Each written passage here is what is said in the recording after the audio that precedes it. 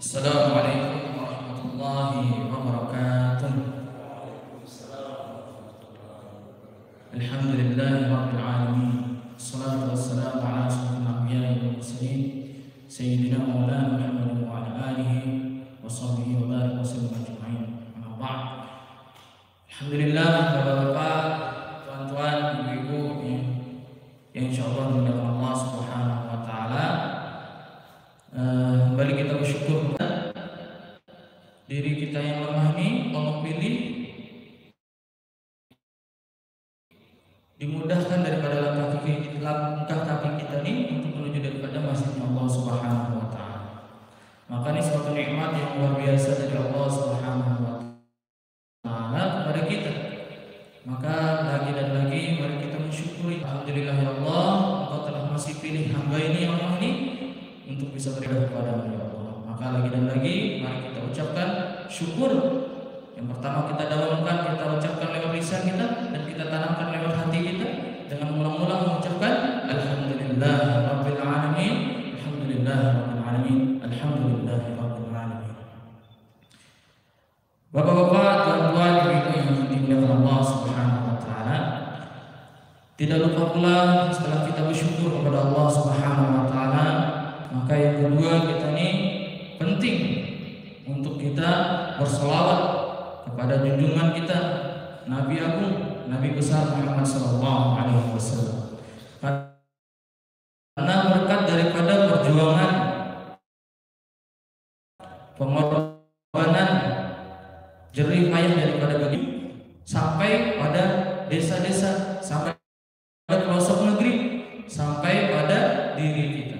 Kalau tidak ada perjuangan dan pengorbanan daripada sahabat, daripada baginda Nabi Muhammad SAW yang meneteskan darahnya, meneteskan keringatnya, meneteskan air matanya, tidaklah mungkin agama ini sampai pada diri kita hari ini. Maka bentuk kita syukur kepada baginda Nabi Muhammad SAW adalah dengan kita selalu bersalawat kepada baginda Nabi Muhammad SAW. Allahumma shalli ala sayyidina Muhammad wa ala ali sayyidina Muhammad. Hadirin yang dimuliakan Allah Subhanahu wa taala, untuk mempersingkat daripada waktu ini, karena sebentar lagi insyaallah akan kita adakan majelis kita, yaitu majelis bulanan tentang kajian, karena kita sebentar lagi akan mendekati bulan Ramadan. Maka penting kita mempersiapkan diri kita sebelum bulan Ramadan ini agar pekerjaan kita juga lancar dan bagaimana ibadah kita juga lancar. Maka di sini alhamdulillah kita sudah bisa mendatangkan ustaz. Yang pertama ada ustaz. A'udzu billahi minasyaitonir rajim. Mari kita sama-sama bacakan bismillahirrahmanirrahim. Mungkin untuk mempersingkat waktu, mari kita persilahkan kepada Al-Mukarram Al-Fadil Al-Ustaz Ahmad Haji Ustaz Haji Jeri untuk waktu dan tempat mempersilahkan. Tafadhal kiram. Assalamualaikum warahmatullahi wabarakatuh. Bagi teman-teman bisa merapat, kita bikin kayak bulan sabit ya. Jadi membentuk sunnah Nabi juga, insyaallah.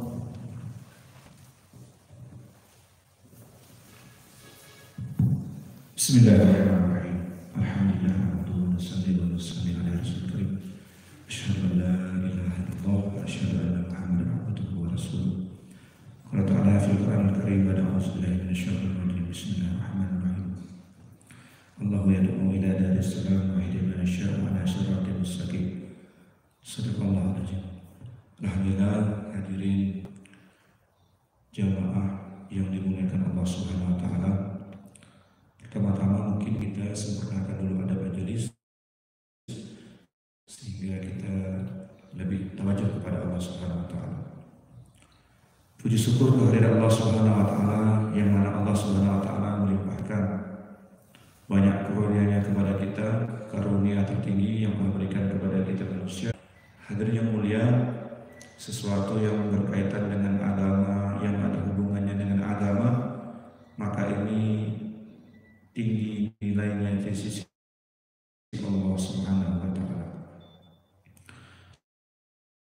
Salawat dan salam kepada junjungan Nabi Muhammad SAW yang telah Allah Subhanahu wa Ta'ala persiapkan untuk akhir zaman, sehingga dengan keberkahan baginda Nabi SAW umat akhir zaman pun dimuliakan, ditinggikan di antara umat-umat terdahulu.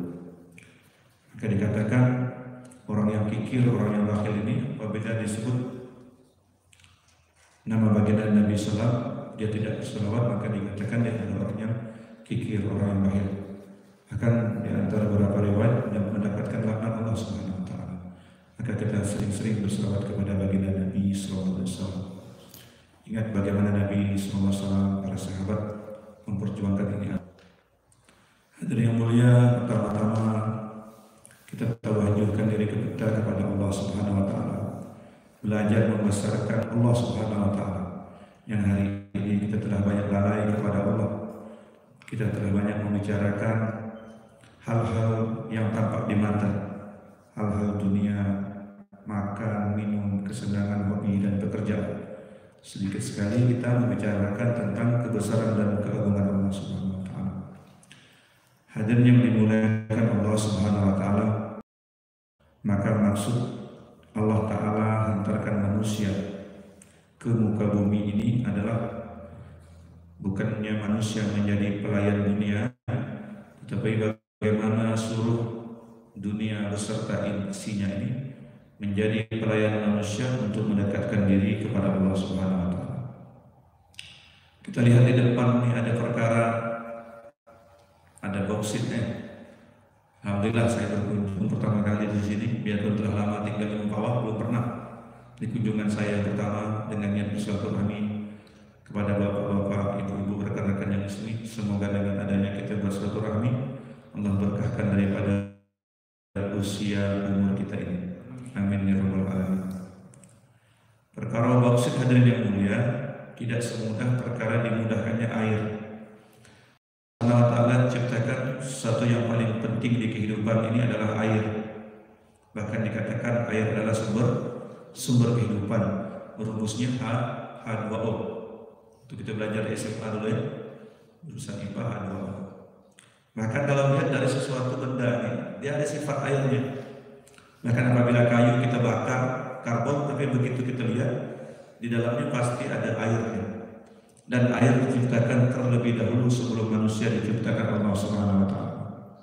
Maka keperluannya penting, keperluannya ini untuk seluruh makhluk. Maka Allah Subhanahu wa Ta'ala mudahkan air untuk manusia. Kita lihat keadaan di laut, biarpun lautnya airnya banyak, tapi Allah turunkan juga. Terserah Allah turunkan air hujan di mana. Kadang-kadang di laut, kadang-kadang di tempat pegunungan, kadang-kadang di laut. Terserah Allah Subhanahu wa Ta'ala. Dan hadirin yang mulia, yakinlah nanti ciri-ciri setelah di awal pertama kali dunia akan dihancurkan, hadirin mulia, air ini tidak terkendali. Dan air ini akan setinggi-tingginya bagaimana dia mengganas. Awal akan bumi dihancurkan, hadirin yang dimuliakan Allah Ta'ala. Maka dikatakan satu riwayat, air yang di laut setiap hari berdoa, bermohon kepada Allah Ta'ala. Melihat tabiat perlakuan daripada manusia, semakin hari semakin tidak taat kepada Allah, berani bermaksiat kepada Allah Subhanahu wa Ta'ala. Bahkan dia berdoa, ya Allah, ingin rasanya dia mau membinasakan manusia. Maka rahmat dan kasih sayang Allah Subhanahu wa Ta'ala, penangguhan air untuk membinasakan manusia ini ditangguhkan oleh Allah Subhanahu wa Ta'ala.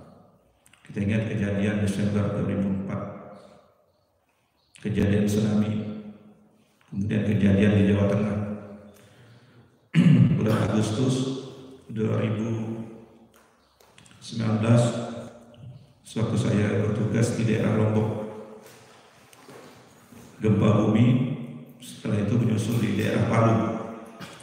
Keadaan ini sudah tidak terkendali, hadirin mulia, dan untuk orang yang beriman menjadikan ujian.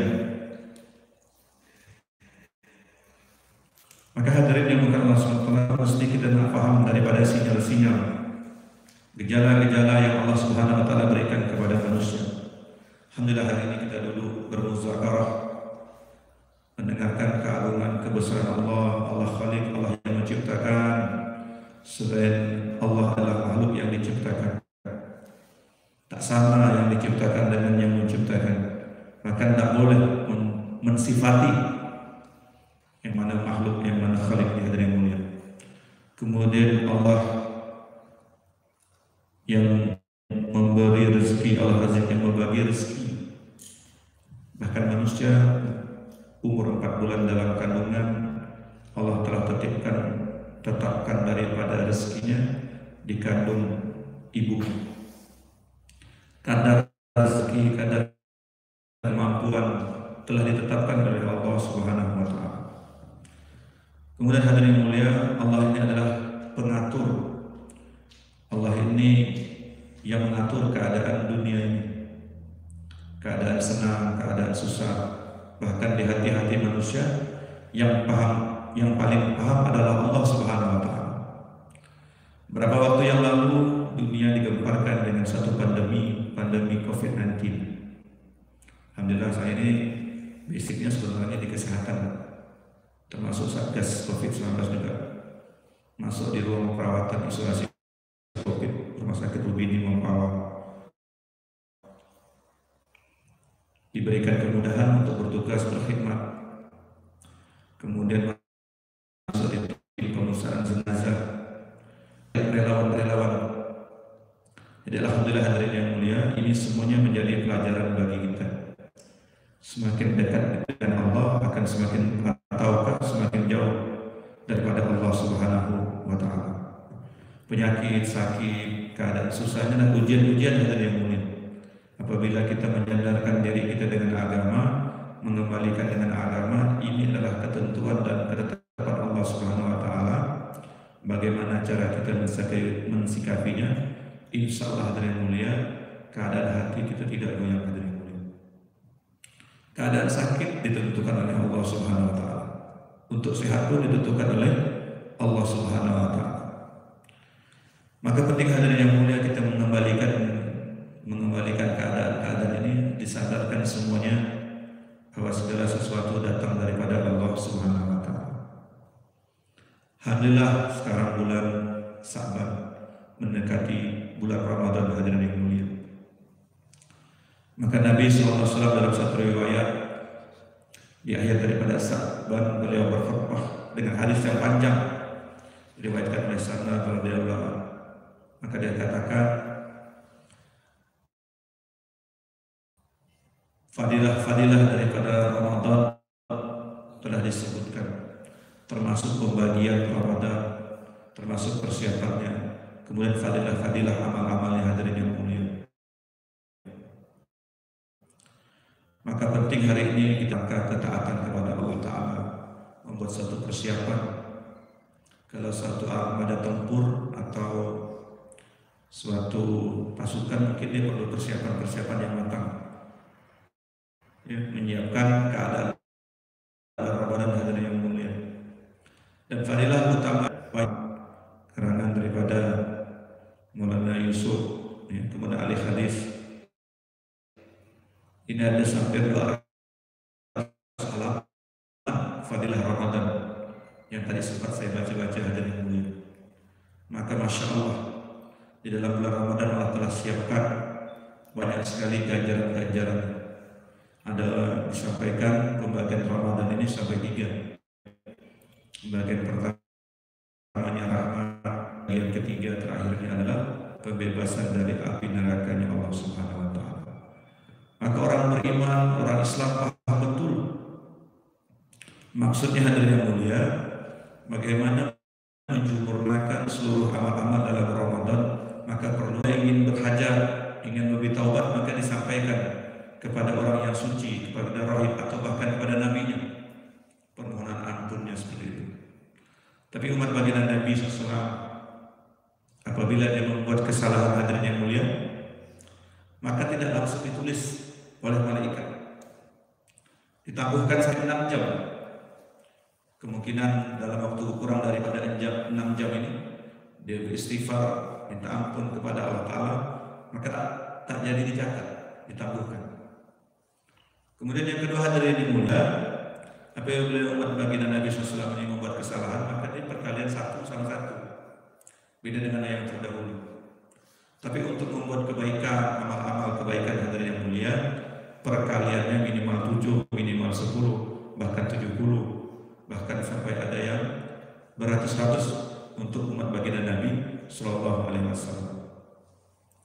Maka penting, Masya Allah, kelebihan dari bulan Ramadan ini mesti kita persiapkan. Kemudian yang kedua adalah hadirin yang mulia, memperbanyak amal-amal sunnah, termasuk ibadah sunnah dan amal-amal sunnah, sehingga nanti dengan tarbiyah sempurna di bulan penuh bulan Ramadan, dia akan mengimbas kepada 11 bulan setelahnya.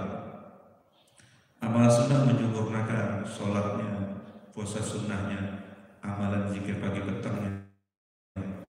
Yang paling penting juga hubungan dengan tilawat Al-Quran, membaca Al-Quran. Kita sama-sama berdoa kepada Allah diberi kekuatan untuk membuatkan amal tilawat Al-Quran, kemudian zikirnya disempurnakan, sehingga hadirin yang mulia, kita mudah memasuki bulan Ramadan, kita mengamalkan, dan setelah bulan Ramadan ada imbasnya. Kemudian di antara fadilah bulan Ramadan juga dikatakan dalam satu kitab, setan-setan ini dibelenggu. Ada penjelasan, ada 3 penjelasan dari ulama katakan. Pertama, setan-setan yang top grade saja, yang dibelenggu, yang sangat jahat saja. Kemudian yang kedua, ada yang semua setan yang dibelenggu. Kemudian ada pertanyaan, biarpun di bulan Ramadan, kenapa maksiat masih terjadi? Sering ditanya. Atau kita lihat bulan Ramadan ada orang yang kerasukan kadang-kadang, kerasukan jin. Kenapa tidak dibelenggu? Hadirin yang mulia, untuk perkara kemaksiatan, perbuat dosa ini hadirin yang mulia, ini ada 2 faktor. Memang dari godaan setan karena Tuhan ini. Yang kedua adalah racun setan dan hawa nafsu manusia. Racunnya telah disuntikkan 11 bulan. Tidak sholat, tidak ngaji, bermaksiat, minum khamar, berjudi, semuanya. Racunnya ini mengimbas kepada 11 bulan. Dibiarkan aja karena racun ini hadirin yang mulia sudah masuk ke darah daging, maka mudah meninggalkan sholat. Kita lihat keadaan. Kadang-kadang di bulan Ramadan dia tahan berpuasa tapi sholat dan sholat. Ya. Kita lagi dan lagi kita ingatkan saudara-saudara kita, kawan-kawan kita bujuk rayu dengan lemah lembut. Mudah-mudahan dengan perkataan lemah lembut kita ini menyadarkan saudara kita, tetangga kita, kawan-kawan kita, siapapun yang kita jumpai ini, untuk sama-sama memperbaiki diri dalam bulan Ramadan yang penuh berkah ini hadirin. Kemudian dalam bulan Ramadan Allah turunkan seluruh kitab-kitab samawi. Nabi Ibrahim alaihissalam dengan sebelumnya ini diturunkan di tanggal 12-13 Ramadan. Kemudian Nabi Daud alaihissalam dalam kitab Zaburnya, ya, ini sekitar 8 atau 12 Ramadan.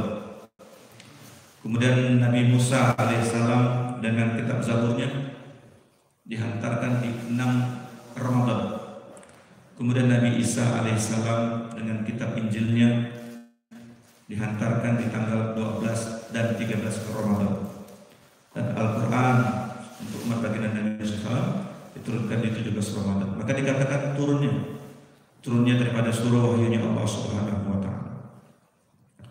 Kemudian bulan Ramadan hadirin yang mulia terkenal dengan nama, ada satu malam yang namanya Lailatul Qadar, yang mana ini khusus dibahas dalam satu surah dan penjelasannya cukup panjang hadirin yang mulia. Bahkan ada 50 perbedaan untuk menentukan malam Lailatul Qadar.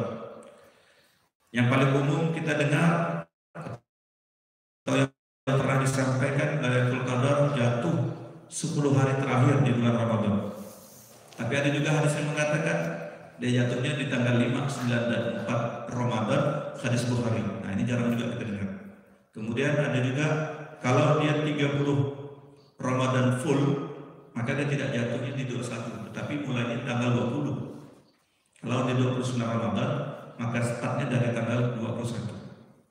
Dan sahabat Al-Jamain mempunyai pengalaman-pengalaman yang berbeda mengenai malam Lailatul Qadar. Ada seorang sahabat meyakini bahwa memang khusus di Ramadan saja yang Lailatul Qadar. Ada sahabat lain juga ternyata Lailatul Qadar bukan di Ramadan. Riwayat-riwayat ini sangat banyak, bahkan dikatakan Ramadan turun sebanyak tahun.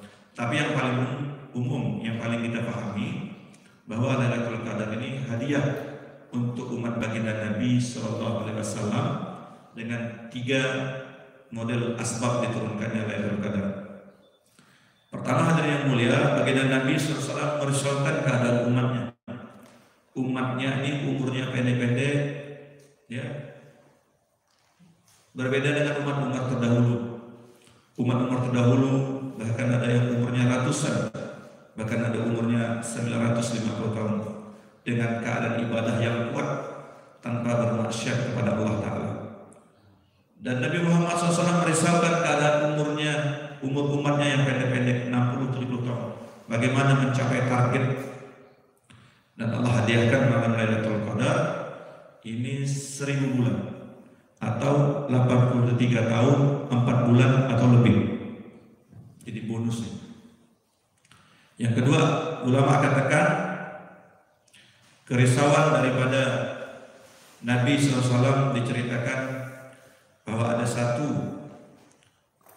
umat atau nabi di zaman Bani Israel yang telah buat amalan fi sabilillah di jalan Allah selama 1000 bulan tanpa bermaksiat kepada Allah. Maka kecemburuan Nabi SAW ini gimana? Ada umat atau nabi di Bani Israel ini mempunyai kekuatan amal sampai 1000 bulan tanpa bermaksiat sedikit pun kepada Allah Ta'ala. Maka ini juga yang menjadi faktor Allah turunkan untuk umat baginda Nabi SAW ini turunnya malam Lailatul Qadar. Kemudian 3 sebabnya juga dikatakan riwayat bahwa Nabi yang mempunyai umur lebih dari 80 tahun, ada 4 Nabi yang mempunyai nilai kadar kekuatan ibadah amalan yang kuat.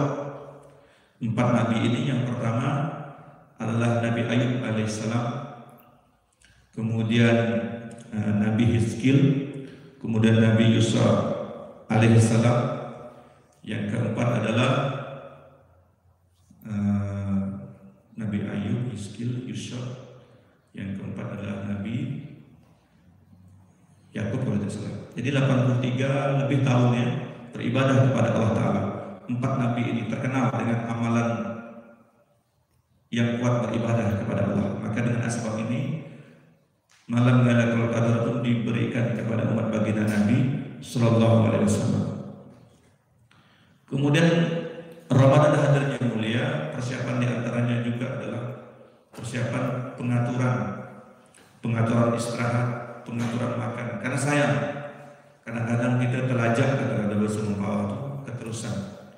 Habis subuh kadang kecapean ketiduran. Padahal amal apabila dibuat di bulan Ramadan, amal sunnah setara dengan wajib, amalan wajib setara dengan 70 kali ibadah fardu, seperti itu. Maka penting kita ingatkan, kadang-kadang agak malas sedikit sahur diawalkan setelah isya biar enak istilahnya dari dunia.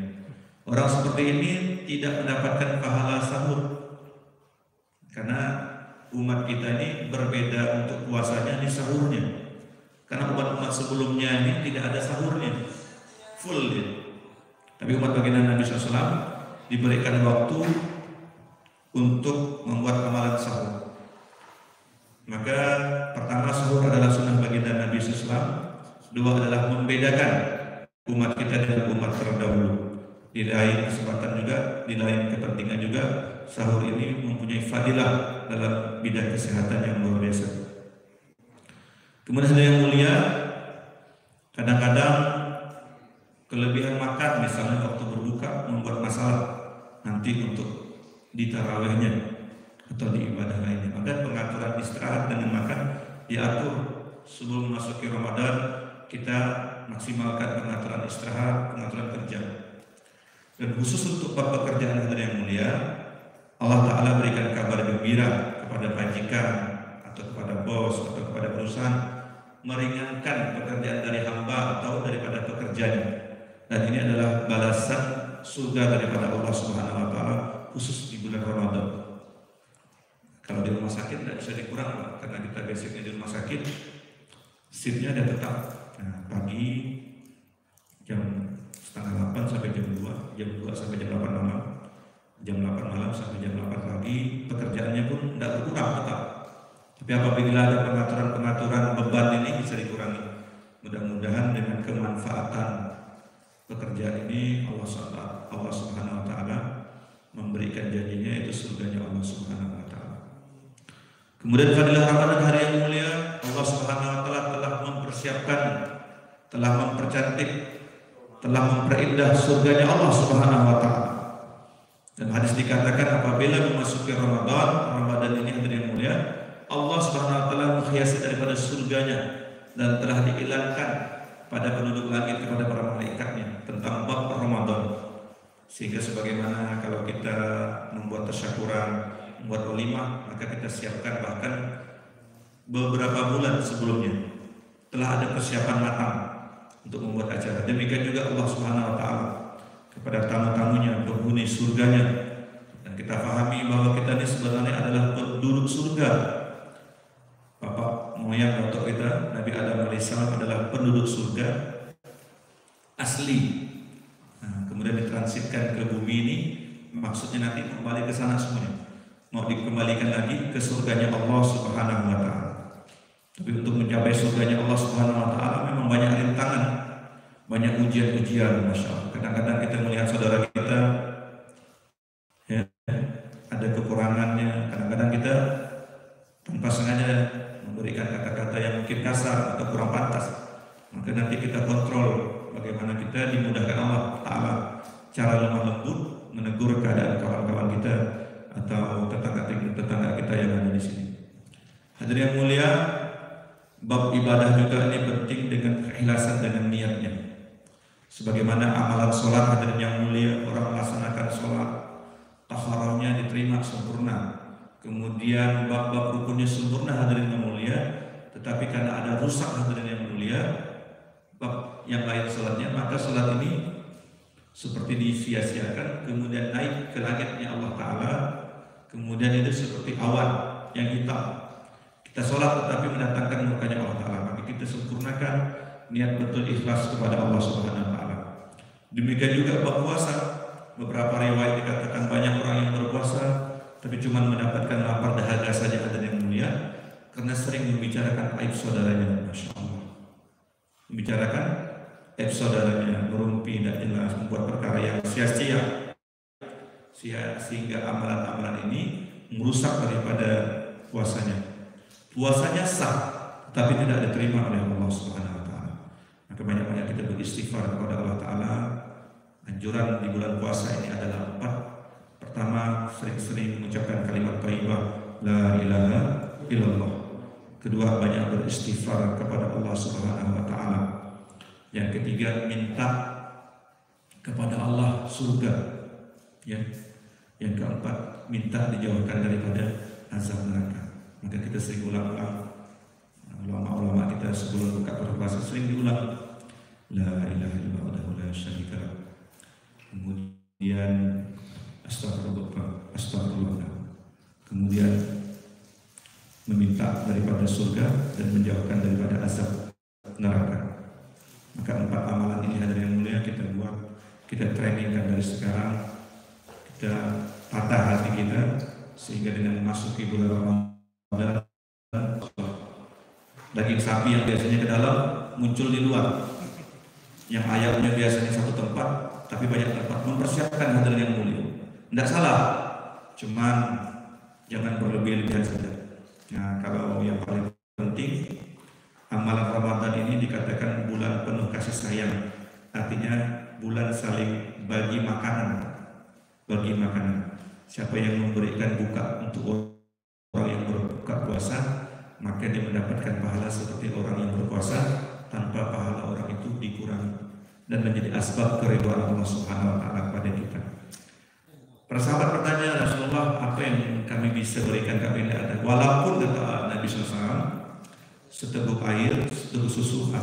secuil kurma, penting untuk membagi daripada makanan-makanan kita untuk yang berbuka puasa. Kalau kita lihat keadaan hadirin yang mulia ini dah tahun kedua ya. Kemarin Covid ulang tahun 17 Maret, udah lewat Covid. Ada orang berimbas kepada ekonomi ya, ada macam-macam imbas. Yang sakit jadi tambah sakit, misalkan sakit keluarganya, ada yang di PHK, macam-macam hadirin yang mulia. Maka kita perhatikan, kita buat amalan, dan saya dengar tadi dari bagian panitia atau dari tempatan di sini sudah mengagendakan beberapa kegiatan yang mudah-mudahan nanti bermanfaat, seperti pembagian buka bersama, takjil. Sama-sama kita berdoa semoga pandemi ini diangkat oleh Allah Subhanahu wa taala. Kemudian keadaan rumah tangga kita diperbaiki oleh Allah Subhanahu wa taala. Kadang-kadang ujian di sini kerja, istri Pontianak ini ada perlu PCR survey. Banyak ujian-ujian ini. Maka berdoa kita kepada Allah Ta'ala, istri, ahli keluarga kita dijaga oleh Allah Subhanahu wa taala. Kemudian untuk bapak-bapak atau laki-laki yang paling penting ini dikatakan 4 jenis perempuan yang menjadi tanggung jawab. Yang pertama adalah ibunya, bagaimana ibunya ini sukses masuk surganya Allah Ta'ala. Yang kedua adalah istrinya, bagaimana istri ini menjadi solehah, menjadi taat kepada Allah, taat kepada suami, dan mesti sukses. Yang ketiga adalah anak perempuannya, yang keempat adalah anak kandung perempuannya. 4 jenis perempuan ini mesti sukses masuk surga. Apabila bermasalah saja akan kita, Masya Allah, ada perantauan mungkin kan, rupanya anak di sana belum tutup aurat sempurna, istri kita juga kemudian bergaul, maka kita berdoa kepada Allah sungguh-sungguh. Jadikan momentum persiapan Syaban Ramadan ini, kita, ahli keluarga kita ini diperbaiki oleh Allah Subhanahu wa taala. Apabila ada sesuatu yang menyusahkan hati, kembalikan kepada Allah Ta'ala. Cepat-cepat salat taubat, salat hajat kepada Allah Ta'ala, minta petunjuk. Kemudian mudah-mudahan yang namanya perusahaan ini banyak ujian, dan mudah-mudahan apabila ada ujian-ujian ini diselesaikan oleh Allah Subhanahu wa taala. Hadirin yang mulia, setiap amalan ada waktunya, setiap waktu ada amalannya. Kembalikan saja apabila ada masalah, kembalikan kepada Allah. Apabila ada segala sesuatu yang rusak, kembalikan kepada amal. Baca Al-Quran, ya Allah, dengan asbab keberkahan saya baca Al-Quran, tolong selesaikan masalah ini, masalah ini. Mungkin ada yang hutang piutang juga kan, mungkin ada masalah yang sakit, didoakan semuanya, saling doa mendoakan, sehingga dengan saling doa mendoakan ini Allah Ta'ala berikan daripada suasana kebaikan-kebaikan untuk kita. Demikian dari saya ini target Ramadan. Mudah-mudahan kita semangat. Nanti kalau ada yang mau silaturahmi ke bawah, monggo silakan. Atau ada program-program kesehatan yang lain, nanti boleh disambungkan setelah ini. Demikian target Ramadan. Mudah-mudahan kita semua ini diberikan Allah Ta'ala kekuatan dan disampaikan umur kita nanti di bulan Ramadan tahun ini dan tahun-tahun berikutnya. Demikian dari saya, wabillahi taufiq wal hidayah. Assalamualaikum warahmatullahi wabarakatuh.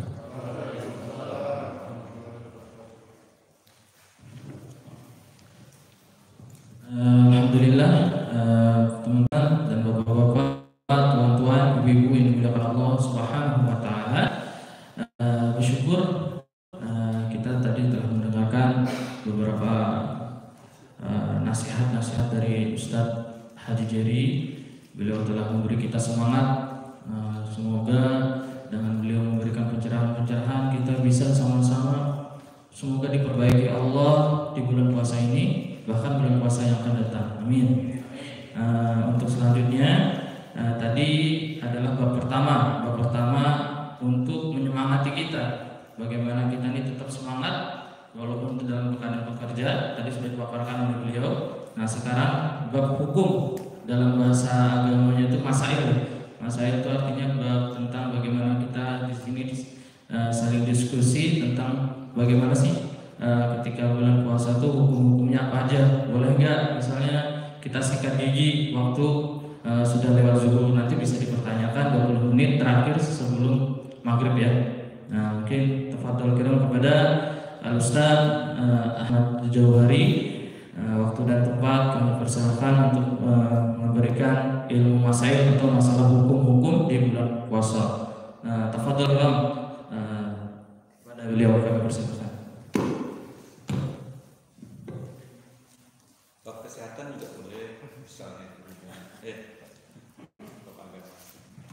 Beliau juga basicnya kesehatan, jadi misalnya mau tanya-tanya konsultasi tentang kesehatan di bulan puasa juga bisa kepada Ustadz Haji Jerry. Kalau masalah hukum-hukum di bulan puasa bisa kepada Ustadz Ahmad Jawahri.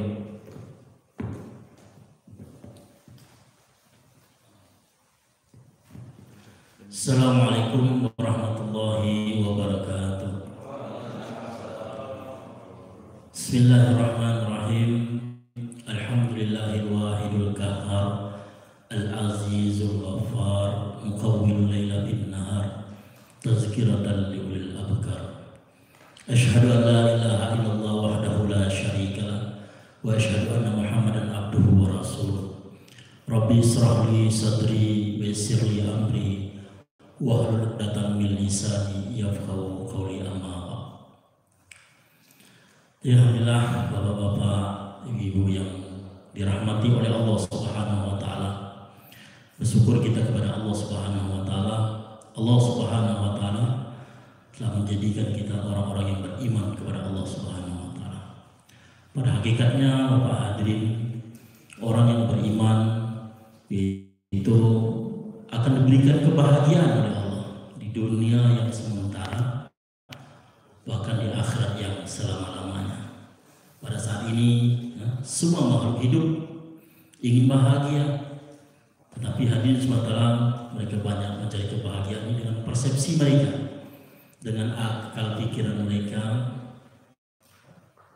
Tetapi hadirin sementara mereka belum menemukan hidayah di agama, sehingga banyak hadirin sementara tidak heran kita lihat bahkan orang-orang yang tersandung narkoba, obat-obatan. Pada hakikatnya hadirin sementara mereka ingin bahagia, memindahkan alam pikir mereka pada saat ini. Mereka capek bekerja dan sebagainya. Akhirnya hadirin sementara mereka pindah dalam alam hayal dengan obat-obatan dan sebagainya. Tapi alhamdulillah kita pada saat ini Allah telah memberikan kebahagiaan karena kita orang yang beriman kepada Allah Subhanahu wa taala. Allah berjanji, innallaha yanzilu sakinah ala qulubil mu'minin liyazdadu imanan ala imanihim. Sesungguhnya Allah Subhanahu wa taala akan memberikan ketenangan, kebahagiaan kepada orang-orang yang beriman atas landasan iman yang telah ada dalam diri mereka. Contohnya kita pada saat ini, masya Allah, sebelum masuknya bulan Ramadan, masya Allah, kita sudah masya Allah menyambutnya, membahasnya pada saat ini hadirin yang dimuliakan oleh Allah Subhanahu wa taala. Maka hadirin bismillah, sebagaimana janji Rasulullah SAW, barang siapa yang berbahagia dengan masuknya bulan Ramadan, maka Allah Subhanahu wa taala akan mengampuni dosa yang lalu maupun dosa yang akan datang. Masya Allah. Seperti masya Allah, bapak-bapak yang lakukan pada saat ini. Baru kemarin kan kita nisfu Sa'ban. Mungkin ini udah kurang lebih berapa hari lagi insya Allah. Kita sudah melakukan persiapan-persiapan, masya Allah, hadirin sementara untuk menjelang bagaimana ada persiapan untuk melaksanakan bulan Ramadan semaksimal mungkin, hadirin yang dimuliakan oleh Allah Subhanahu wa taala. Apalagi bapak-bapak di sini hadirin yang dimuliakan oleh Allah Subhanahu wa taala, masya Allah, lain makom nilai pahalanya di sisi Allah lain. Karena di samping bapak harus menjalankan perintah-perintah Allah Subhanahu wa taala, menunaikan, melaksanakan puasa di bulan Ramadan, bapak juga harus masya Allah menjalankan aturan-aturan yang mesti kita laksanakan, karena di sini ada bab muamalah kita dengan perusahaan hari ini yang dimuliakan oleh Allah Subhanahu wa taala. Tetapi bagi orang yang beriman ini tidak disia-siakan oleh Allah. Tidak akan disia-siakan oleh Allah. Bahkan pahalanya mungkin bisa dilipat gandakan oleh Allah Subhanahu wa taala. Karena di balik kesibukan bapak-bapak untuk memenuhi kebutuhan hidup anak, istri, keluarga diri kita hadirin semata. Di samping untuk memikirkan mereka perkara tersebut, juga Masya Allah bagaimana bisa menyempurnakan perintah-perintah Allah Subhanahu wa Ta'ala. Ini dibanggakan oleh Allah. Bahkan dalam Al-Quran, jangankan perkara puasa, perkara sholat saja. Rijalun la tulhihim, kata Allah. Rijalun la tulhihim tijaratun wala bai'un an zikrillah. Pemuda laki-laki yang tidak melalaikan mereka daripada mengingat Allah, daripada perdagangannya, daripada perniagaannya, daripada pekerjaannya. Ini dibanggakan oleh Allah Subhanahu wa Ta'ala. Bahkan hadirin yang dimuliakan Allah Subhanahu wa Ta'ala, orang beriman ini gugurnya keringatnya saja, karena dia beriman, berusaha hadirin semata, keringatnya saja ini akan menggugurkan dosa-dosa. Menggugurkan dosa-dosa hasil kerjanya, diberikan kepada istri, diberikan kepada anak, diberikan kepada orang tua, mungkin kan hadirin yang dimuliakan Allah Subhanahu, diberikan kepada saudara dan saudarinya, hadirin yang dimuliakan Allah Subhanahu wa Ta'ala, maka ini akan dihitung sedekah di sisi Allah Subhanahu wa Ta'ala. Inilah hadirin yang dimuliakan oleh Allah Subhanahu wa Ta'ala. Maka hadirin yang dimuliakan oleh Allah Subhanahu wa Ta'ala dan ganjarannya hadirin yaitu keridhaan Allah Subhanahu wa Ta'ala. Dengan keridhaan Allah Subhanahu wa Ta'ala, maka hadirin yang dimuliakan oleh Allah Subhanahu wa Ta'ala, tempat bahagia selama-lamanya. Kenapa hadirin yang dimuliakan Allah Subhanahu wa Ta'ala? Karena kita telah mampu hadirin yang dimuliakan oleh Allah Subhanahu wa Ta'ala untuk menjalani ujian-ujian yang diberikan oleh Allah Subhanahu wa Ta'ala. Pada hakikatnya kehidupan kita dikirim oleh Allah di muka bumi ini hadirin subhanahu wa ta'ala, kata Allah, liyabluwakum ayyukum ahsan amala, untuk aku lihat, kata Allah, siapa yang perbuatannya yang terbaik di sisi Allah Subhanahu wa Ta'ala. Maka untuk agama ini hadirin kita fastabiqul khairat. Kita mesti saling berlomba-lomba keberkebutan. Masya Allah, hadirin yang dimuliakan oleh Allah Subhanahu wa Ta'ala, mesti harus semangat. Begitu juga kita dalam pekerjaan. Kalau kita semangat, kan dilihat atasan, serius, Masya Allah, pasti kita prestasi kita akan meningkat, akan naik, hadirin yang dimuliakan oleh Allah. Begitu juga Allah Subhanahu wa Ta'ala. Maka hadirin yang dimuliakan oleh Allah Subhanahu wa Ta'ala, malaikat itu makhluk yang taat. Tidak ada satu malaikat pun yang bermaksiat kepada Allah. Masya Allah. Malaikat itu, kata Allah, melaksanakan selalu perintah Allah. Al-malaikat dikatakan, dan tidak pernah bermaksiat kepada Allah Subhanahu wa Ta'ala. Tetapi tidak ada surga bagi malaikat itu. Ada tak ganjaran surga bagi malaikat? Tidak ada. Walaupun pada saat ini dia diperintahkan oleh Allah bersujud sampai dunia kiamat. Yang diperintahkan ruku sampai dunia bersama. Yang bertasbih sampai dunia kiamat. Tapi tidak ada surga bagi malaikat ini. Karena apa, hadirin semata, tidak ada tantangan. Tidak ada tantangan. Malaikat itu tidak ada tanggung jawab kepada istrinya, dia tidak punya istri. Tidak ada tanggung jawab kepada anak, dia tidak punya anak. Dan dia tidak ada nafsu. Tapi kalau kita manusia ini, Masya Allah, di balik kita masih bersemangat beribadah, kita juga punya tanggung jawab. Punya tanggung jawab kepada istri apabila telah punya istri, Masya Allah, untuk memenuhi nafkah zahirnya. Punya tanggung jawab kepada anak, hadirin yang dimuliakan oleh Allah Subhanahu wa Ta'ala, apabila punya anak, hadirin yang hadirin yang dimuliakan oleh Allah Subhanahu wa Ta'ala. Jadi kadang-kadang Masya Allah, kita orang-orang yang perusahaan ini memang tidak bisa top Ramadan. Saya juga pernah 7 tahun di PT LAM, Stadion Alam Raya di Sawit itu. Aktivitas kita tetap jalan, pekerjaan tetap jalan, Masya Allah. Puasa juga tetap jalan. Hadirin yang dimuliakan oleh Allah Subhanahu. Tapi itulah kita berikan semangat. Jadi lain puasa dengan orang yang nyantai-nyantai, dengan puasa kita yang Masya Allah melaksanakan pekerjaan. Karena dua perintah Allah harus kita jalankan. Memenuhi keperluan juga kebutuhan. Masya Allah, aturan karena ada muamalah di situ, hadis masalah. Karena kita kerja dengan perusahaan dan juga Masya Allah, kita juga menjalankan perintah Allah yang namanya puasa, hadirin dan semua. Nilai puasanya lain dengan orang-orang yang santai-santai saja, Masya Allah, dilipat gandakan oleh Allah Subhanahu wa Ta'ala. Cuma hadirin yang dimuliakan Allah Subhanahu wa taala, seperti yang disampaikan oleh Pak Haji tadi, ya, memang atasan itu mesti memaklumi keadaan. Bahkan masya Allah, Allah akan merahmati kepada atasan yang memberikan kelonggaran kepada karyawannya. Mungkin dia agak lemah, ngantuk, ya karena kebawaan perut kosong, lapar, mesti memaklumi saja. Dan itu pun masya Allah, Allah merahmati atasan-atasan yang memaklumi, masya Allah. Waktu itu karena asisten kita semua orang Islam, alhamdulillah waktu itu kita berikan pengarahan. Jadi maaf saja kalau memang yang non Muslim karena dia tidak ada kewajiban puasa, targetnya seperti biasa, sekian kan. Tapi kalau orang Islam panennya harus sekian kan, nebasnya harus sekian, ya diberi kelonggaran lah dalam kesimpulan hadirin yang dimuliakan oleh Allah Subhanahu wa taala. Karena kita dalam keadaan berpuasa. Hadirin yang dimuliakan Allah Subhanahu wa taala, dan hadirin subhanahu tidak ada hukumnya apakah kita boleh tidak puasa dalam kerja, tidak boleh.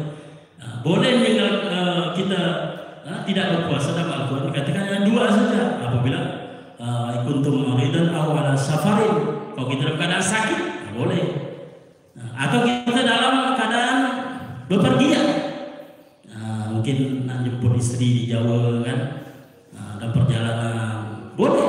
Faidatu min ayyamin ukhra, kata Allah, boleh diganti daripada hari yang lain. Tapi hari ini sementara kalau tidak ada uzur, ataupun kalau kita bisa melaksanakannya, alangkah kita bisa melaksanakannya. Karena satu hari Ramadan ini lain dengan hari-hari yang lainnya, hadirin yang dimuliakan Allah Subhanahu wa taala. Lain hari-harinya sementara, walaupun kata Nabi, kalau kita meninggalkan puasa itu, walaupun kita ganti seluruh bulan kita berpuasa, tidak sama berpuasa dengan satu hari bulan Ramadan. Tidak sama, hadirin yang dimuliakan oleh Allah Subhanahu wa taala. Tapi kalau memang ada halangan seperti kita sakit, mengkhawatirkan ada sesuatu, boleh faidatu min ayyam ukhra, kata Allah, diganti dengan hari-hari yang lainnya, atau dalam keadaan bepergian menjemput mungkin istri. Tapi sekarang mungkin dia pakai pesawat, duduk manis saja, kecuali pakai kapal kalau mabuk dan sebagainya kan.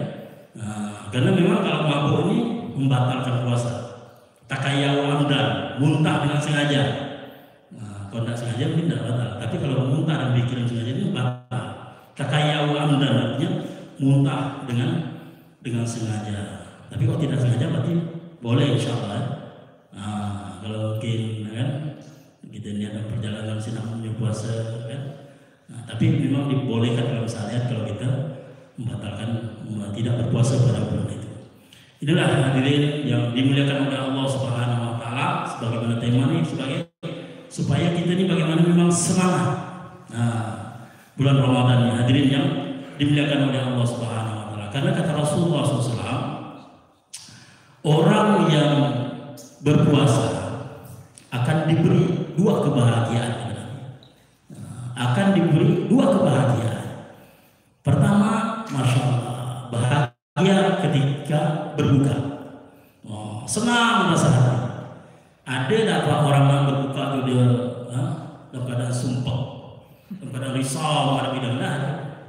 Cuma kita kalau udah 10 menit atau 5 menit lagi nak berbuka tuh senangnya rasa hati itu masya Allah. Tadi yang keinginan yang nak kita makan, nak kita beli, kita hidangkan di depan kita, bagaimana senangnya hati kita. Hadirin semua. Allahu Akbar. Ini memang kata Nabi, orang yang berpuasa senang ketika akan berbuka. Rokok dari depan kan, air depan, rujak nanas, masya Allah. Air macam-macam air dingin kan, masya Allah. Air panas, air kincau, Allah senang. Hadirin yang dimuliakan Allah, manusiawi. Manusiawi. Dan Allah pun senang kepada kita, hadirin yang dimuliakan oleh Allah Subhanahu wa taala. Kemudian yang kedua kata Nabi sallallahu alaihi wasallam, senang tatkala dia berjumpa dengan Allah Subhanahu wa taala. Masyaallah. Senang Bapak hadirin yang dimuliakan oleh Allah Subhanahu wa taala, tatkala kita berjumpa dengan Allah Subhanahu wa taala. Bahkan dikatakan orang yang berpuasa ini ada surga khususnya. Surga rayana, surga khusus bagi orang-orang yang selalu menjaga puasanya, Bapak hadirin yang dimuliakan oleh Allah Subhanahu wa taala. Bahkan hadirin yang dimuliakan oleh Allah Subhanahu wa taala, bau busuknya mulut orang yang berpuasa nanti akan diganti oleh Allah Subhanahu wa taala dengan bau kasturi di surganya Allah Subhanahu wa taala. Masya Allah. Jadi tidak sia-sia sisi Allah Subhanahu wa taala. Hadirin yang dimuliakan oleh Allah Subhanahu wa taala. Maka apapun keadaan kita yang ada hubungan dengan agama, pasti ini bernilai pahala besar di sisi Allah Subhanahu wa taala. Allah sangat senang Bapak hadirin yang dimuliakan oleh Allah Subhanahu wa taala. Dan saya juga masuk terkesan pada saat ini Bapak-bapak di perusahaan sini, Masya Allah kan semangat di dalam agama, mengadakan program kajian ini, kajian itu. Bagus ini Bapak hadirin yang di Sumatera. Pemikiran ini sangat mesti kita dukung sekali hadirin yang dimuliakan oleh Allah Subhanahu wa taala. Karena agama ini hadirin yang dimuliakan Allah Subhanahu wa taala mesti memang kita kedepankan hadirin dan semua. Karena sebagaimana yang kita sampaikan tadi, agama ini adalah untuk kebahagiaan kita di dunia bahkan di akhirat. Salah kalau pemahaman kita bahwa agama ini mengganggu kita. Allah Subhanahu wa taala menurunkan agama, menurunkan aturan-aturan agama dalam kehidupan kita Bapak hadirin adalah untuk kebahagiaan kita bersama. Untuk kebahagiaan kita semua hadirin yang dimuliakan oleh Allah Subhanahu wa taala. Diturunkannya perintah-perintah ini, perintah itu hadirin yang dimuliakan Allah Subhanahu wa taala untuk mengatur manusia. Liyabluwakum ayyukum ahsanu amal. Apakah manusia ini harus mau dan mematuhi Allah Subhanahu wa taala, atau hadirin yang dimuliakan oleh Allah Subhanahu wa taala dia tidak mau ikut aturan-aturan Allah Subhanahu wa taala. Maka hadirin yang dimuliakan Allah, atas landasan kasih sayang Allah Subhanahu wa taala diciptakan neraka ini bukan Allah yang benci kepada manusia, tidak. Supaya manusia itu untuk melakukan sesuatu ada wanti-wantinya, Pak.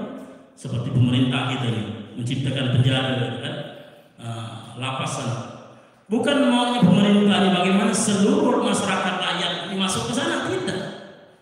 Dia adakan sana supaya manusia ini dia melakukan sesuatu ini berpikir, ini loh akibatnya. Jika saya melakukan suatu tindakan pidana, maka berbahaya, nanti saya bisa dipenjara. Begitu juga Allah Subhanahu wa taala memberikan kabar, ancaman, berita kengerian, kedahsyatan neraka Allah Subhanahu wa taala supaya manusia ini hadirin yang dimuliakan oleh Allah Subhanahu wa taala dia harus menjadi filter, menjadi rem jika dia melakukan sesuatu yang tidak disenangi oleh Allah atau dimurkai oleh Allah Subhanahu. Inilah akibatnya. Sehingga manusia ini bisa Masya Allah mengerem, tidak bermaksiat kepada Allah Subhanahu wa taala. Ini hadirin yang dimuliakan oleh Allah Subhanahu. Inilah agama hadirin yang dimuliakan oleh Allah Subhanahu wa taala. Maka untuk itu Masya Allah Bapak hadirin yang dimuliakan Allah Subhanahu wa taala, apalagi di lingkungan kita di hadirin di Sumatera. Dan agama ini adalah sumber kebahagiaannya hadirin Sumatera. Dan hadirin yang dimuliakan Allah Subhanahu wa taala, tempat daripada di muka bumi ini yang disenangi oleh Allah Subhanahu wa taala adalah rumah Allah. Maka tidak salah perusahaan ini membuat rumah Allah Subhanahu wa taala. Ini adalah perwakilan dikatakan Ka'bah yang diturunkan dan dibangun oleh Allah Subhanahu wa taala. Maka masjid-masjid yang kita buat ini adalah cabang-cabang, anak cabang daripada Mekah di sana hadirin yang dimuliakan oleh Allah Subhanahu wa taala. Kalau kita makmurkan ini rumah Allah, pasti hadirin Sumatera tempat kita akan dimakmurkan oleh Allah. Perusahaan kita akan dimakmurkan oleh Allah Subhanahu wa taala. Keluarga kita akan dimakmurkan oleh Allah Subhanahu wa taala. Kampung kita akan dimakmurkan oleh Allah Subhanahu wa taala. Ini janji daripada Allah Subhanahu wa taala. Janji daripada Allah Subhanahu wa taala. Tapi sebaliknya hadirin yang dimuliakan oleh Allah Subhanahu wa taala, kalau kita semua ini berpaling daripada rumah Allah Subhanahu wa taala, maka Allah Subhanahu wa taala pun akan berpaling daripada kehidupan kita. Apalagi kita tidak ada upaya untuk memakmurkan dengan auzubillah hadirin yang dimuliakan Allah Subhanahu wa taala. Maka Allah firman dalam Al-Qur'an, "Lau ahlul qura amanu wattaqau la fatahna 'alaihim barakatin minas sama'i wal ardh." Seandainya suatu penduduk, suatu negeri semua mau beriman dan bertakwa kepada Allah Subhanahu wa taala, aku akan bukakan keberkahan yang ada di langit dan keberkahan yang ada di bumi. Masya Allah. Di langit akan menurunkan hujan sehingga berkah ini semua. Di bumi akan menumbuhkan, mengeluarkan apa-apa yang ada dalam bumi ini, Masya Allah. Sehingga hadis telah menjadi sumber kehidupan bagi manusia. Hadirin yang dimuliakan Allah Subhanahu wa taala. Sehingga manusia bisa mengambil manfaat. Masya Allah, dari dalam bumi ini, hadirin yang dimuliakan Allah Subhanahu wa taala, untuk kemanfaatan manusia itu sendiri, hadirin. Karena seluruh makhluk ini diciptakan oleh Allah untuk berkhidmat kepada manusia, melayani manusia, hadirin yang dimuliakan oleh Allah Subhanahu wa taala, untuk kemanfaatan kita semua. Yang namanya manusia, hadirin yang dimuliakan oleh Allah Subhanahu wa taala. Bahkan Allah berfirman kepada dunia, wahai dunia, berkhidmatlah engkau kepada hambaku yang berkhidmat kepada aku, kata Allah Subhanahu wa taala. Dan berbudaklah, Masya Allah, orang yang mengejar daripada keduniaan. Ini hadirin yang dimuliakan oleh Allah Subhanahu wa taala. Maka hadirin yang semata Allah Subhanahu wa taala akan curahkan keberkahan-keberkahan dalam hidup kita. Mungkin beberapa hadirin yang dimuliakan Allah Subhanahu wa taala, ini saja mungkin ada pertanyaan daripada bapak-bapak, daripada tadi kata Pak Haji jadi di bidang kesehatan, mungkin pertanyaan-pertanyaan agama. Insyaallah selagi kami bisa menjawab, kami akan berikan jawaban. Mungkin kalau ada permasalahan belum bisa kita jawab sekarang, kita tampung, akan kita tanyakan, kemudian nanti akan kita kirimkan jawaban-jawabannya insyaallah. Insyaallah, terima kasih Ustadz Ahmad Johari. Alhamdulillah sudah memberikan semangat dan beberapa tentang fadilah keutamaan di bulan puasa. Mungkin langsung saja kepada teman-teman sahabat-sahabat segar Mempawah untuk bisa memberikan pertanyaan-pertanyaan yang terpendam. Mungkin ada pertanyaan-pertanyaan yang unek-unek yang ingin disampaikan, bisa kita diskusikan, dialog atau bahasa agamanya muzakarah, mengulang-ulang lagi, karena kita nih mungkin setahun yang lalu kita lupa, ya kan, karena penting untuk saling ulang-ulang lagi. Muzakarah, masya Allah, pada teman-teman silakan.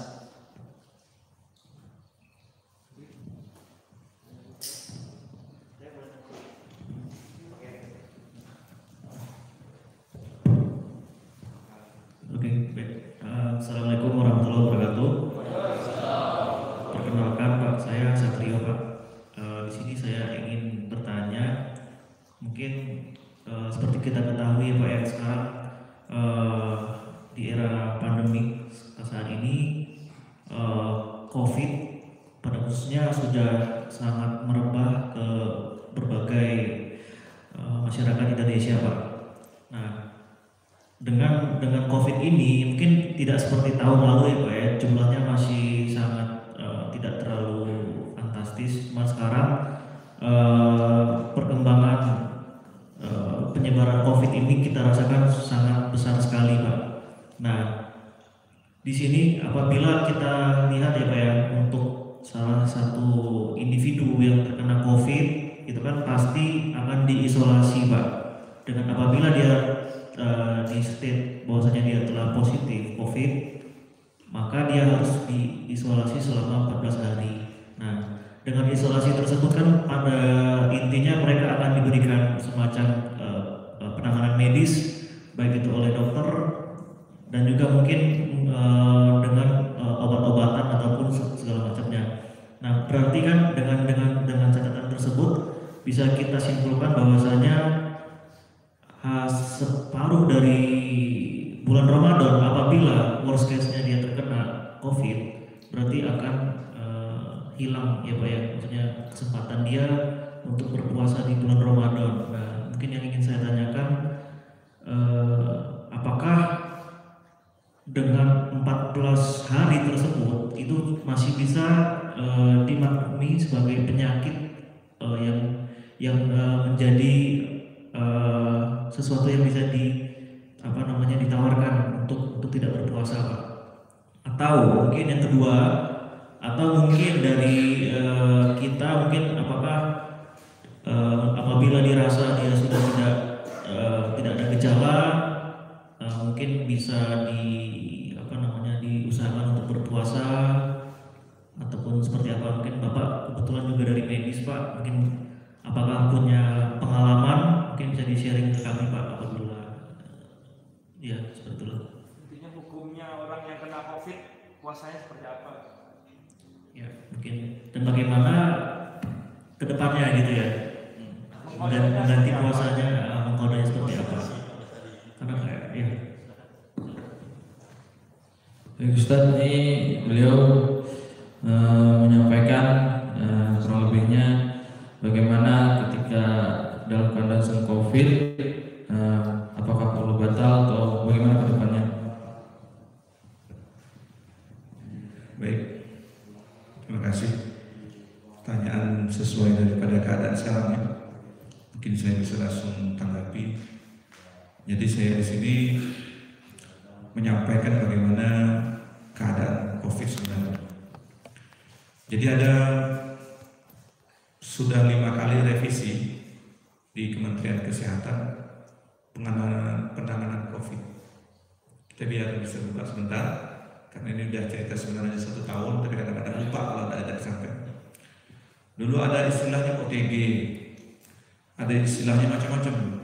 Cuma untuk yang terkini tidak ada istilah OTG. Yang ada statusnya confirm, yang kedua statusnya suspek, yang ketiga probable, kemudian yang sembuh seperti itu, kemudian kontak erat. Nah, betul tidak ada. Jadi kita pahami bahwa memang ini adalah penyakit karena real kita menangani perawatan pasien COVID. Kalau tidak salah bulan puasa juga ya dulu ya. Jadi ada 2 model kalau bisa saya sampaikan. Umumnya yang dirawat di rumah sakit untuk yang sekarang ini pasien dengan gangguan penyakit yang perlu penanganan lanjut atau berhubungan langsung dengan pernapasan. Misal sesak, yang kedua dehidrasi, 3 gangguan makan minum lemah, atau ada gangguan di psikologisnya sehingga merasa takut, merasa cemas, kemudian terjadi peningkatan gula darah mungkin, kemudian ada peningkatan tekanan darah yang tidak bisa dikontrol. Maka pasien yang mesti dilakukan tindakan lanjut ini mesti dirawat inap. Tapi kalau gejala batuk ringan, demam biasa bisa dikontrol, tidak ada gangguan pernapasan, maka pasien ini dipulangkan. Kalau yang lama revisi pertama itu tidak, semuanya confirm masuk. Termasuk pasien pertama di Mempawah ini adalah teman kita. Sempat juga biasanya hari ini muat di media massa, biasanya saya langsung mengcover karena saya di luar rumah sakit, saya banyak di ormas juga, di Kokam, di MDMC Muhammadiyah, di Sister masuk juga, karena mesti kita sampaikan yang sebenarnya seperti itu, bahwa untuk yang lalu berbeda dengan sekarang. Kalau sekarang bisa di rumah. Teorinya ada berbagai macam nih, karena barang ini baru 1 tahun, ada risknya untuk sebenarnya berapa masa yang dikatakan karantina kan. Kalau di luar negara ada yang bilang cukup 10 hari, untuk ahli parunya ada yang bilang 14 hari seperti itu. Tapi yang saya sampaikan, apakah saya pernah kontak dengan penderita? Pernah. Artinya melakukan perawatan kontak, cuma kita pakai APD. Kalau untuk di ruangan isolasi, APD-nya level 3. Kalau untuk di daerah zona seperti ini, mungkin APD-nya level 1 atau zonanya hijau seperti itu. Jadi pakai masker sudah cukup. Kemudian kalau kita di ruangan itu sekarang udah pakai ron semuanya, level 2 seperti itu. Untuk yang pasien lengkap dengan face shield, dengan kacamata goggle, dengan masker yang 2 model seperti itu dan tertutup seluruh. Nah, kalau tidak ada gangguan serius seperti batuk, demam biasa, tidak dikatakanlah tidak bergejala, nah seperti itu, maka dia tidak ada masalah melanjutkan puasa. Tapi kalau dia sudah gangguan sesak napas, dehidrasi, terpasang infus, terpasang selang kencing, dan mengharuskan memang keuzurannya, maka orang seperti ini ya saya mungkin nanti dikeadaan di waktu lain. Cuman ada satu hal yang penting yang saya sampaikan. Kalau kita lihat kembali kepada sunnah Nabi SAW, kita perlu tahu juga dan perlu konsumsi dan perlu dipersiapkan makanan-makanan yang bisa menaikkan kekuatan imunitas kita sesuai dengan sabda Nabi SAW. Pasien kita yang pertama kali, orang yang di rumah sakit yang di bawah masuk, dia mengkonsumsi madu sama batu soda, dan penting untuk kita kembalikan ke pikiran kita, jangan takut sampai parno, sampai paranoid. Jadi kita batuk minum air hangat, minum jeruk, kemudian konsumsi batu soda, madu, baik atau dengan zam-zam. Dan ini terbukti kawan-kawan nasional di mana pun berada, termasuk kawan-kawan kita. Cuman ada beberapa model, misalnya orang ini ada penyakit penyerta, misalnya DM, hipertensi, jantung, ada yang berat, ada juga yang tidak bermasalah.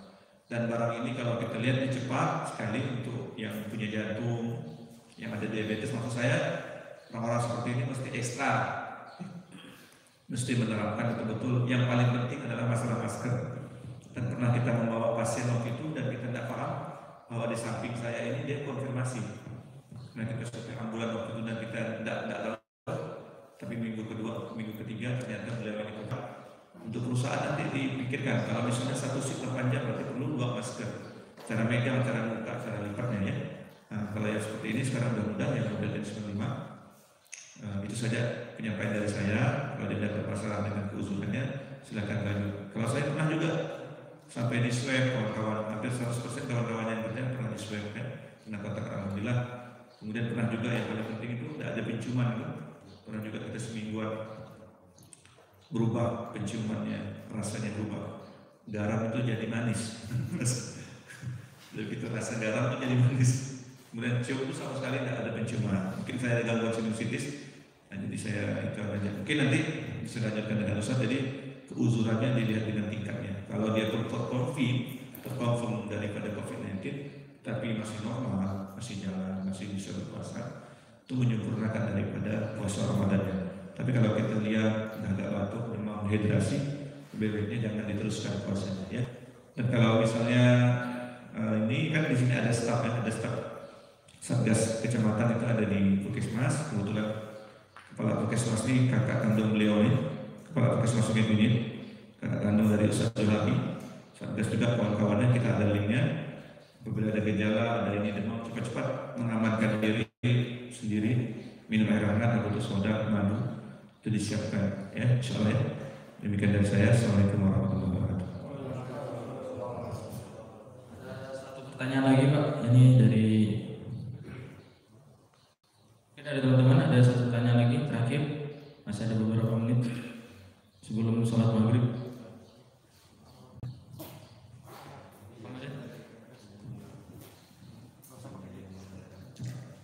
Ustaz, Assalamualaikum warahmatullahi wabarakatuh.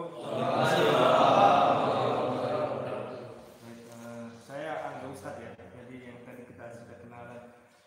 Mungkin perlu tips and tricks Ustaz, karena kan tadi seperti yang disampaikan Ustaz, kita ini rata-rata bekerja di terik matahari biasa ya, dan periode puasa itu kan kurang lebih 12 jam ya. 12 jam. Nah, banyak teman-teman yang belum tahu bagaimana pola tadi yang disampaikan Ustadz, pola makan, pengaturan makan yang baik, istirahat banget itu seperti apa. Kadang ada yang jam 2 sudah bangun, udah sahur setengah 3 gitu kan, padahal masih subuh masih jam setengah 5. Nah, itu seperti apa yang paling dari sisi syar'i yang paling afdol seperti apa, dan dari sisi kesehatan seperti apa Ustadz, termasuk berbuka Ustadz. Kadang karena kita udah melihat makanan banyak gitu kan, setelah maghrib langsung gas gitu. Ya padahal mungkin kan dari sunnahnya juga, dari sisi kesehatannya itu belum tentu seperti itu yang terbaik. Nah mungkin mohon penjelasannya Ustadz supaya kita juga lebih paham, sehingga nanti pada saat pelaksanaan puasa kita juga bisa maksimal gitu Ustadz. Jangan sampai nanti ada yang terus sakit mah atau apa seperti itu. Mohon penjelasannya. Oke, terima kasih. Mungkin yang pertama dari segi hukum syar'inya bagaimana, lebih afdolnya bagaimana, lalu waktu waktu-waktunya, terus waktu berbuka dan sahurnya, terus dari segi kesehatannya bagaimana Ustaz? Tafadhol.